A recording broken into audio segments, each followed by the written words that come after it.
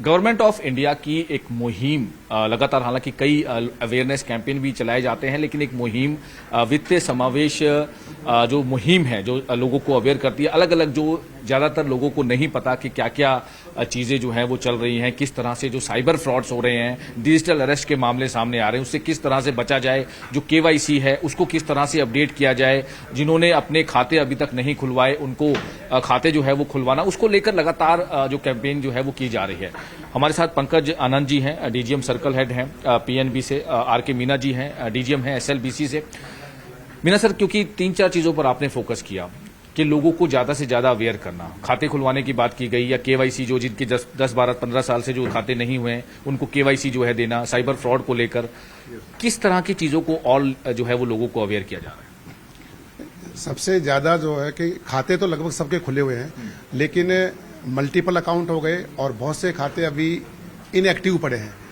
भारतीय reserve bank का कहना है कि खाते सारे एक्टिव रहें और जितनी जरूरत है उतने ही खाते रखें।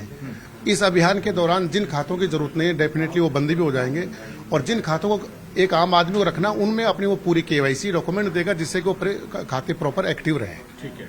इसके अलावा जैसे आपने बताया कि जो 18 साल से ऊपर हैं उनके जो कईयों के खाते नहीं खुले उनको भी अवेयर किया जा रहा है। हाँ, उनको बिल्कुल अवेयर किया जा रहा है कि बैंक खाते के बिना कोई भी व्यक्ति न रहे, और 18 साल से ऊपर स्पेशली इस कैंपेन के दौरान अगर कोई बिना खाता वाला है तो गांव में प्रचार प्रसार किया जा रहा है, ग्राम सरपंचों की इसमें हेल्प ली जा रही है, और कैंप के दौरान ही उनसे खाते खोलने के फॉर्म भरवाए जा रहे हैं, और संबंधित बैंक में जिस भी बैंक में उसकी इच्छा उसमें उसका खाता खुलवाया जा रहा है। पंकज सर, इसमें बहुत आजकल का जो चल रहा है, जैसे सर ने ये बताया, अभी डिस्कस भी हो रहा था कि साइबर फ्रॉड बहुत ज्यादा हो रहे हैं, डिजिटल अरेस्ट। कल भी एक बुजुर्ग महिला को 78 लाख उसको डिजिटल अरेस्ट किया। हालांकि डिजिटल अरेस्ट नाम की कोई चीज होती ही नहीं है, हम भी लगातार लोगों को अवेयर करते हैं। बैंक्स की तरफ से किस तरह की रिस्पॉन्सिबिलिटी होती है, क्योंकि पहले देखा गया है कि जो कोई बुजुर्ग है या डिजिटल अरेस्ट का जो शिकार है वो बैंक भी जाता है, होल्ड होता है, जो फ्रॉडस्टर होते हैं उनका फोन, लेकिन सारे पैसे उसके। मैं आपको छोटा सा एग्जांपल देता हूं। जैसे आपने बताया कि 78 साल की महिला, परसों क्या हुआ कि हमारी अन्ना नगर चेन्नई में जो ब्रांच है वहां पर एक एल्डरली कपल था, they both were husband wife में 70 साल से ऊपर की एज के थे, काफी परेशान थे। ब्रांच में आते हैं, उन्होंने 72 लाख रुपए का बोला जी हमारा ट्रांसफर करना है, और उन्होंने 4 अकाउंट्स की जानकारी दी कि 72 लाख ट्रांसफर करना है। अब मेरा जो स्टाफ, विजिलेंट स्टाफ था, उन्होंने उनसे पूछा जी क्या पर्पस है, आप पैसा क्यों देना चाह रहे हो?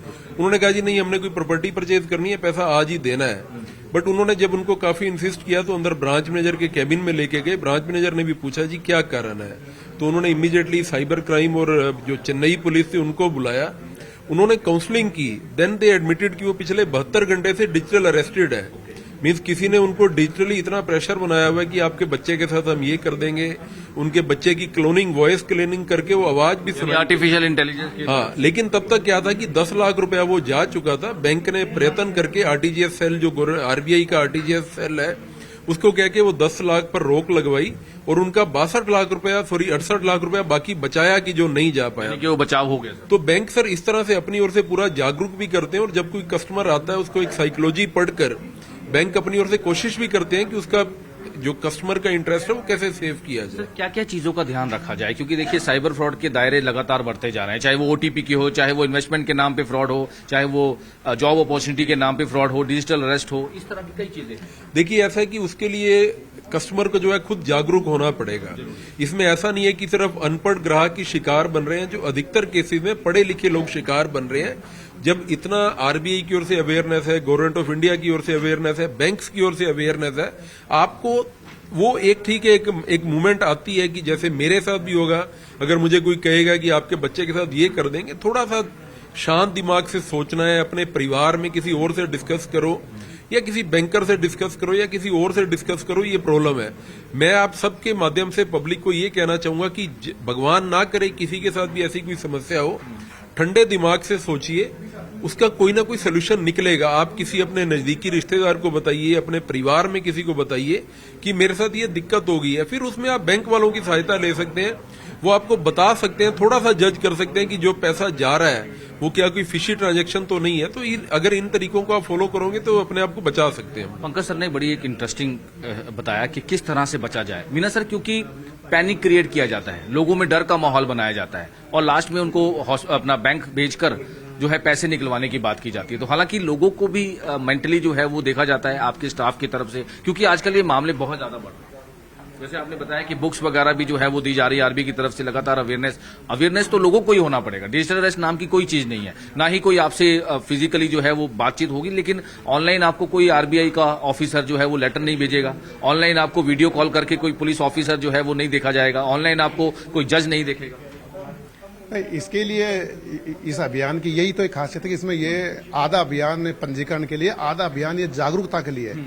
और इसमें जो डिजिटल फ्रॉड हो रहे हैं या फिर बैंकिंग स्कीम्स की जानकारी नहीं है या फिर अपने जो अनक्लेम डिपोजिट उनकी जानकारी है, तो ये जो अभियान चलाएगा ये अवेयरनेस के लिए चलाया गया है। इसके लिए हमारे जो ब्रांच मैनेजर्स हैं, स्टाफ हैं, उनको भी ये मटेरियल हम एडवांस में भेज चुके हैं और डिटेल में उनको हम जानकारी दे चुके हैं कि आम पब्लिक को किन किन तरह की समस्या आते हैं, उनके बारे में डिटेल में जो भी क्वेश्चन आंसर उनका एक सही उचित जवाब दे, जिससे कि आम पब्लिक के दिमाग में ये बैठ जाए कि अगर मेरे साथ कोई धोखाधड़ी होती है तो मैं कैसे सावधानी बरतूं। सर, कोई मॉनिटरिंग सेल भी आपने बनाया है कि सपोज करो जैसे सर ने बताया कि 72 लाख या 60 लाख एकदम निकालने आ रहा है, खासतौर पे कोई बुजुर्ग दंपत्ति, उसको लेकर भी कुछ उनका बताना चाहूंगा, एज पर जो गवर्नमेंट ऑफ इंडिया डायरेक्शंस के अकॉर्डिंगली सारे बैंक्स में इंसिडेंट रिपोर्टिंग मैकेनिज्म करके एक सेल बना हुआ है। अगर किसी भी तरह का ऐसा इंसिडेंट होता है या जिन अकाउंट्स में पैसा जा रहा है, वो इमीडिएटली वो ब्रांच मैनेजर की या जिस भी ब्रांच में ऐसा कुछ रिपोर्ट हुआ है, उनको सेंट्रलाइज उसी टाइम रिपोजिटरी है, वहां पर इंफॉर्मेशन देनी पड़ती है,